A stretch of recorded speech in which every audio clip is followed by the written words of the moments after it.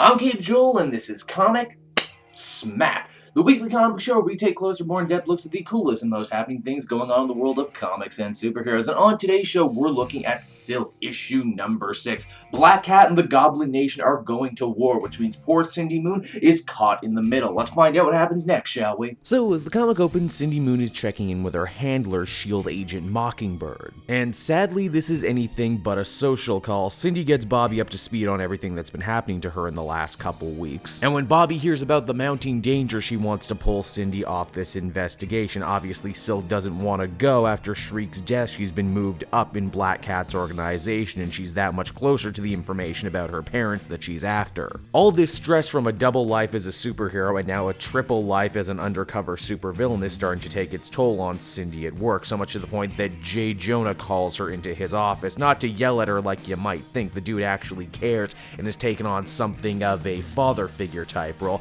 but he closes the door because he wants everyone to think he's yelling at her. The bad news just keeps on coming to her. Friends over in research ran the name of the doctor that Cindy got last issue, the one who was supposedly hired by her mother to look into curing her spiderness. Unfortunately, they didn't come back with many results. BlackCat is ready to move on the Goblin Nation once and for all and drive them out of her territory. We also get a chance to see what else Felicia's been doing with all that stolen tech. It turns out she's more or less again been stealing an idea from Catwoman and built a system that deletes her facial profile from databases all over the city. Wow, so this has got to be foreshadowing, right? If BlackCat has a machine that can find people's faces, wouldn't that be really helpful to someone like Cindy who's looking for her family? We actually get a really cool scene wherein BlackCat more or less asks Cindy why she was so willing to join up with her outside, looking for information on her family. And Cindy says, you were good once upon a time, I respected you, and that respect kind of seems to be mutual. Uh-oh, Silk, you're at that classic moment in the undercover cop movie where you begin to actually respect and kind of like the person you're supposed to be investigating, which is going to make it that much harder when you gotta bring them down or when the truth comes out. When it comes time for fighting, Black Cat and Silk manage to take out the entire Goblin Nation on their own. Felicia has developed an aerosol cure for the low-rent goblin poison that Phil Urich has been pumping all the kids with. But when the Goblin King attempts to make a hasty retreat, it's up to Cindy to catch him or to throw him off a building. Yeah, they play kind of fast and loose about this. Cindy was angry,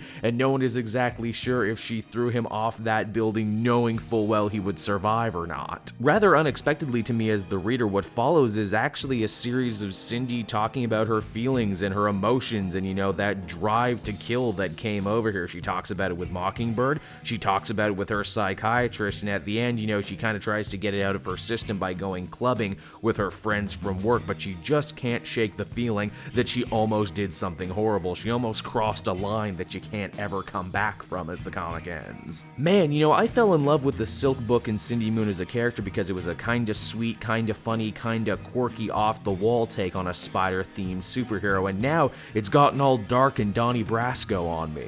I'm not complaining or anything. In fact, it all happens very organically, which, I have to take my hat off to the writer for that. Cindy Moon as a character has done a lot of growing in a very short amount of time, and I think she really has, managed to differentiate herself from the pack of other themed spider characters, which is kind of interesting because the next arc is going to be a big crossover between her, Spider-Gwen, and Spider-Woman. For what it's worth, and if you couldn't already tell, I like Silk the most, which is why I've kept up with her book and why I've kind of stopped reviewing Spider-Gwen and never even looked in the direction of Spider-Woman. Issue 6 had a lot of highs and lows, but in the end I would give it a 7.5 out of 10. Hey everyone, thanks so much for watching my newest video. I hope you enjoyed it, and I hope you'll feel like checking out some more videos I have on offer here at Cape Joel.